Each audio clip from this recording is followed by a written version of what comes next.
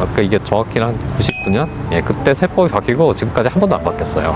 조금 낮춰서 한 40%? 예를 들면 뭐 그 정도 수준까지는 낮출 필요는 있다고 봐요. 결국은 이제 집을 좀 유동화해서 주택연금을 저는 계속해서 좀 더 활성화를 시켜야 된다라고 보는 시각이에요. 집값은 10배 뛰었는데 세금은 26년 전 그대로인 나라. 25년 차 강남 회계사에게 대한민국의 현실을 들었습니다. 네, 안녕하세요. 네, 여기는 어떤 일로 오셨나요? 퇴근하다가 잠깐 산책 네. 겸해서 들렸어요. 집에 가는 길에. 실례지만 어떤 일을 하고 계신가요? 전 지금 공인회계사 하고 있어요. 예, 예. 그래서 저는 이제 공인회계사 한 25년 정도 네, 25년. 지금 일을 했고, 예전에 이제 뭐 좀 대형 회계법인에서 일을 하다가 네. 또 일반 회사에서도 또 일을 하다가, 예, 그리고 나와서 이제 지금은 제 일을 하고 있어요. 회계 일을 선택을 하실 때 어떤 이유에서 회계사 일을 선택을 하셨나요? 그 당시에는 뭐 20년, 30년 후에 뭐 이 직업이 어떻게 될 거다라고까지는 사실 전혀 이제 예상은 못했고, 그다음에 뭐 주변에서 이제 공인회계사가 된 사람들이 그래도 굉장히 좀 괜찮았거든요. 예, 경제적으로나 뭐 사회적으로나. 네네. 예, 그 당시에 이제 제가 이제 90년대에 공부를 했으니까. 예. 그래서 이제 그냥 공인회계사라는 직업을 이제 선택을 했던 것 같고요. 요즘에 AI 시대가 좀 발달을 해서 회계사, 세무사, 음. 변호사 이런 분들이 조금 위협을 받고 있다. 이런 네네네. 소식을 듣고 있는데 네네네. 어떤 의견이신가요? 실제로 뭐 AI의 좀 영향이 점점 좀 확대되는 거는 좀 맞는 것 같고요. 뭐 저는 그래도 벌써 이제 오랫동안 이 현업에서 일을 해왔기 때문에 네. 그래도 뭐 기존에 이제 좀 어느 정도 뭐 고객도 있고, 예, 또 경험도 있고 하니까 그래도 상대적으로는 좀 위협은 덜 느끼는 편인데, 아마 지금 뭐 20대나 30대 뭐 이런 젊은 세대들은 아마 좀 굉장히 어려움이 큰 걸로 알고 있어요.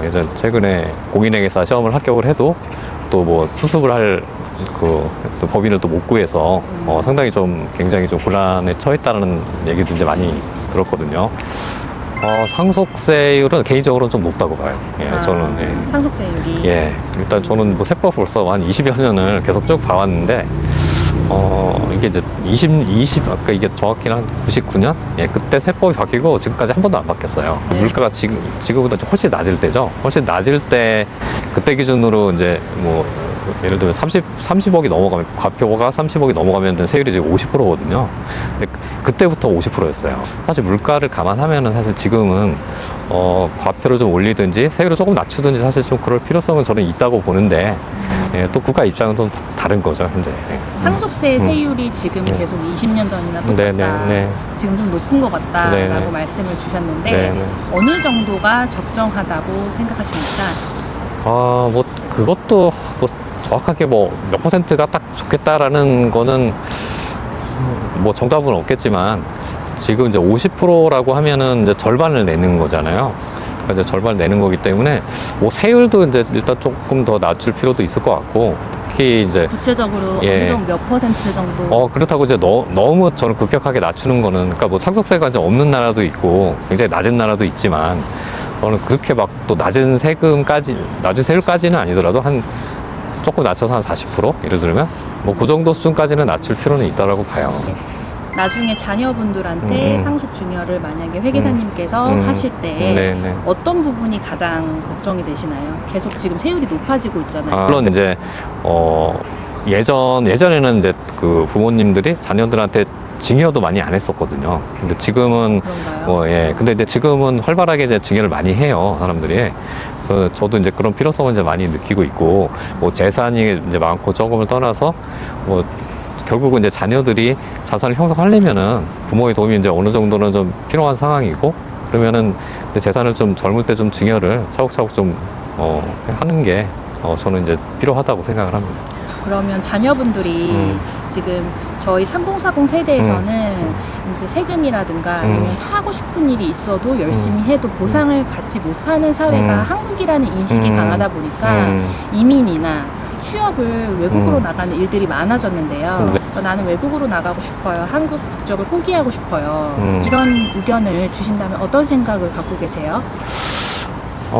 사실 뭐 요새는 뭐 글로벌한 시대이기 때문에 꼭 한국에서 살면서 뭐 한국에서 직업을 구해야 된다라는 생각은 갖고 있진 않아요. 그런데 뭐 저희 때까지야 뭐 당연히 이제 그냥 회사에서 뭐 취업을 할 기회도 많았고 예전에는 할 일이 많았는데 뭐 앞으로는 점점 이제 일자리가 뭐 줄어드는 건 또 사실이기 때문에 뭐 외국이라도 뭐 충분히 또 자기가 또 자기 역량을 더 펼칠 수 있는 곳이면은 뭐 해외로 나가는 것도 저는 그냥 나쁘지는 않다고 봅니다. 아까 말씀하신 것처럼 자산가분들이 오히려 더 세금과 이런 세법 변화에 관심이 많다고 하셨잖아요. 네네.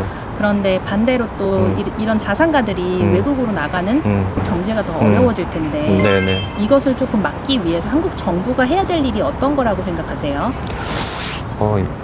일단 뭐 아까 이제 세법을 좀 바꾸는 거 뭐 이런 것들도 조금 생각을 해볼 필요는 있을 것 같고요. 자산가들이 이제 뭐 재산의 절반을 이제 국가에 낸다라는 거는 굉장히 좀 거부감이 크거든요. 그래서 이제 그런 부의 유출을 막기 위한 그런 제도적인 부분이 분명히 좀 필요할 것 같고, 그리고 뭐 이제 젊은 세대들이 이제 좀 나가는 거는 그럼 뭐 어떤 결국은 일자리 문제랑 이제 상당히 좀 연관이 이제 많은 것 같거든요.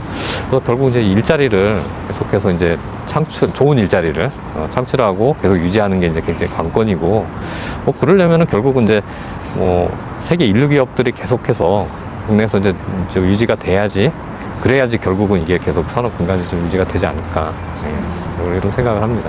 은퇴는 어느 정도 나이가 적정하다, 난 이렇게 네. 준비를 하고 있다, 네. 이런 말씀을 해주실 수 있나요? 사실은 이제 지금은 은퇴를 언제 한다라는 개념 자체를 그냥 그런 개념 자체가 필요가 없을 것 같아요. 그러니까 은퇴는 뭐 일을 할 수 있을 때까지 그냥 일을 하면 되는 거고, 뭐 그 전에라도 이제 또 뭐 하고 싶은 일이 있으면은 또 틈틈이 해야 되는 거지, 이거를 예전처럼 딱 언제까지 일하고 은퇴하고 또 그 이후에 하고 싶은 걸 하고, 사실 이런 개념은 조금 옛날 개념인 것 같고요. 지금은 좀 잘 맞지 않는다고 생각을 합니다. 그보다 좀 더 윗세대죠. 저희 이제 뭐 부모 세대나 아니면 이제 60대 이상, 이런 세대들 보면은 과거에 이제 소득이 있을 때는 굉장히 좀 여유가 있었는데, 이제 그 은퇴를 하고 퇴직을 하고 나면은 굉장히 좀 비굴하게 사시는 분들이 많거든요, 실제로.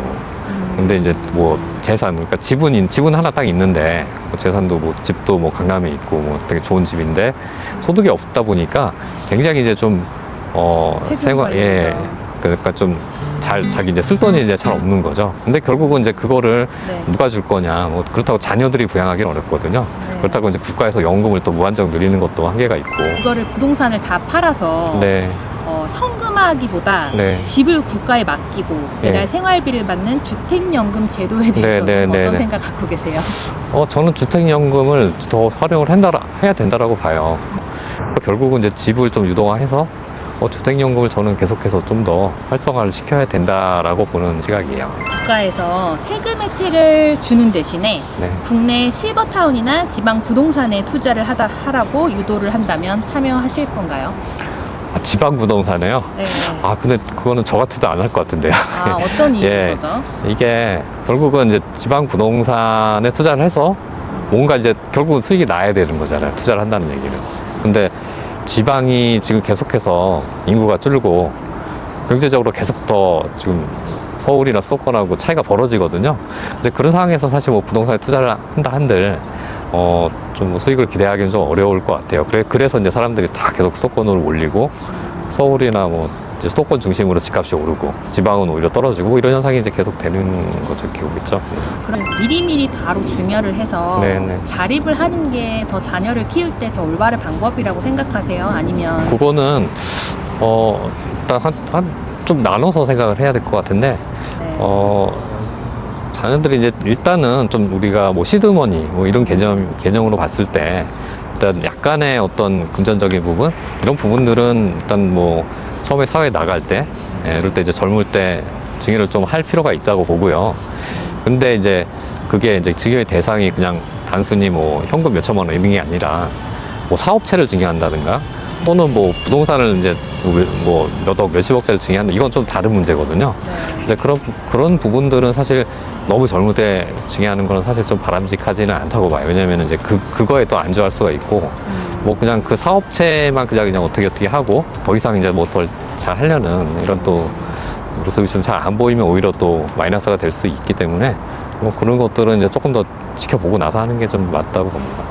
한 가지 일을 굉장히 오랫동안 하셨잖아요. 네네. 지금 일자리를 구하고 있는 저희 세대들은 사실상 되게 부러움의 대상인 것 같아요. 선배님으로서 한마디 지혜를 좀 나눠주실 수 있으시면 한 말씀 부탁드립니다. 아, 뭐 인생의 지혜라는 게 제가 얻고 싶은데 사실 예, 이게 뭐 오래 살았다고 해서 뭐 인생의 지혜가 생기는 거는 아닌 것 같고요.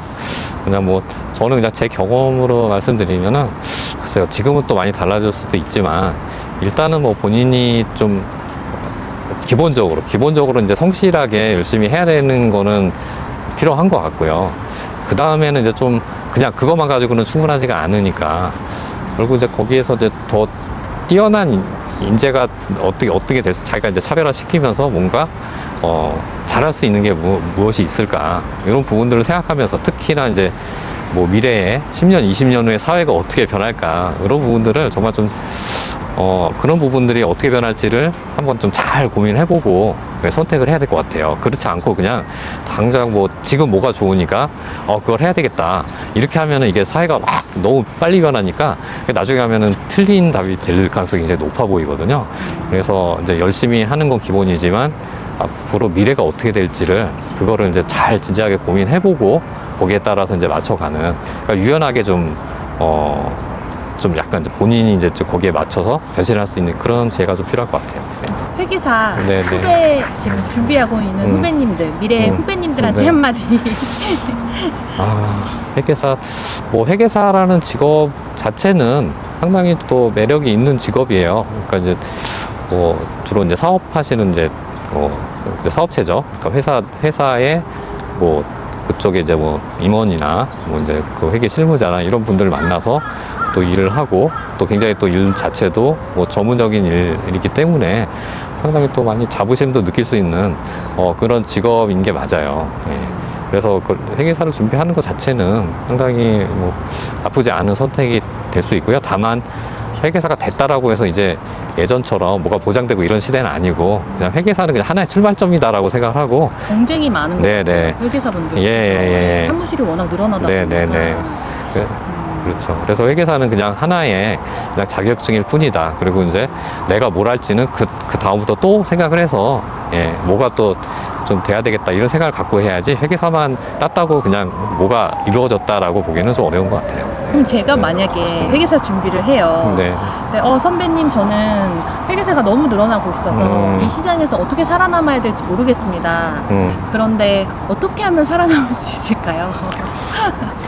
그것도 상당히 지금 현업에 있는 사람들조차도 굉장히 어려운 문제예요. 이게 또 경제 상황에 따라서 굉장히 또 업황이 많이 변하거든요. 이게 업황이 그러니까 굉장히 좋았던 시절이 또 있다가 갑자기 또 한 2, 3년밖에 안 지났는데 갑자기 나빠지고 이런 현상들이 굉장히 좀 반복이 되는 이런 시장이에요. 그래서 가능하면은 좀 뭐 경제가 좀 어떻게 변하더라도 내가 거기서 이제 적응해 갈 수 있는 그런 업무를 찾아야 돼요, 결국. 고객분들을 오랫동안 유지할 수 있는 비결이 어떻게 되세요? 그거는 이제 뭐 회계나 세무도 사실 분야들이 또 여러 가지가 있거든요. 그래서 거기에서 일단 전문성을 갖추는 게 중요하고요. 예, 그리고 또 이제 고객을 만나서 이것도 영업을 또 해야 되는 거기 때문에 고객을 최대한 이제 또 만날 기회를 만드는 것도 신경을 써야 되고, 만났을 때 또 고객들하고 이제 어떤 대응, 이제 그런 관계 이런 것들을 또 잘 만드는 것도 굉장히 중요합니다. 그래서 그냥 뭐 어떤 분야를 내가 할 것인지, 그리고 고객을 어떻게 발굴할 것인지, 그리고 발굴된 고객을 내가 어떻게 유지할 것인지 이런 것들을 다 신경을 써야 돼요. 고객 영업이 가장 중요하네요. 네. 그렇죠? 다 중요해요. 네, 알겠습니다. 오늘 인터뷰 너무 감사했습니다. 네.